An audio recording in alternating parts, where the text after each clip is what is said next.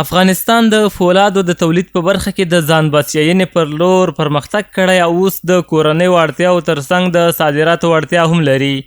د هیواد د فولادو صنعت اتحادیې رئیس مزار شریف ښار کې د میلاد ګول سیخ تولیدي فابریکې د استازولۍ د پرانستې پر مهال وویل پخوا د هیواد اوسپنیز توکي بهر ته لیږدول کېدل، خو اوس ترې په کور دننه بېلابېل اوسپنیز محصولات تولیدیږي. نوموړی زیاتوي چې د افغانستان د فولادو صادرات یو شمېر ګاونډیو هیوادونو ته پیل شوي وو، خو د لارو د تړل کېدو له امله درېدلي او دولت باید د سوداګرۍ لپاره پر بدیلو لارو غور وکړي. که امروز ما در تولید سیخ گل، گادر، انگلارن، تیایرن و چینل به حد خودکفایی رسیدیم.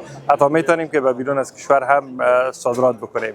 ما سال گذشته که به ترکمنستان یک سفر داشتیم و نمایشگاهی داشتیم، در اونجا ما 150,000 تن سیخ گل با ترکمنستان قرارداد کردیم که روند صادرات از او به خیر آغاز شده و سال گذشته ما در حدود 60,000 تن سیخ گل به پاکستان صادر کردیم که متاسفانه شما میفهمید که پاکستان همیشه مشکلات و چالش‌ها را ایجاد میکنه. بل لور ته د میلاد اوسپنې ویلې کولو فابریکې د استازولۍ مسؤل وایي د دوی تولیدات د ملي او نړیوالو معیارونو سره برابر دي او هڅه کوي چې د مزار شریف وروسته په نورو شمالي ولایتونو کې هم خپلې استازولۍ پرانیزي.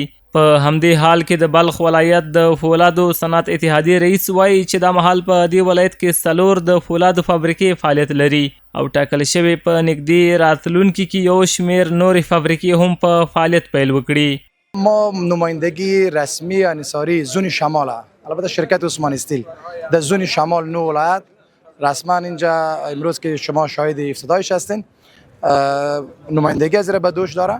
تقریبا ما ماهانه 3000 تن از سیخایی که مختلف از 8 میلی تا 32 میلی و گادرشان است در اینجا ما ایجنسی داریم به فروش و دوستان میرسن. در بلخ په ولایت کې اوس 4 فابریکې د سیخ ګل فعال دي او فعالیت لري چې د ورځې تقریبا 1000 ټنه تولیدات لري او په راتلونکي وختو کې به 8 فابریکې نورې په مزار شریف کې جوړیږي چې هغه به هم د سیخ فابریکې.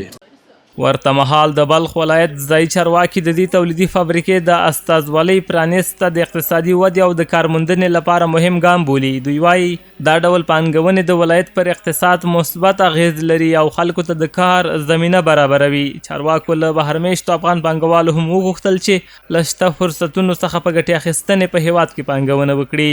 و هر سرمایه‌گذار ما که در بیرون کشور هست، تجارای ما که در بیرون کشور هست، بیان در داخل کشور، داخل افغانستان سرمایه‌گذاری بکنه، چرا که و هر شرایطی که اینا داشتن انشاءالله فراهم است.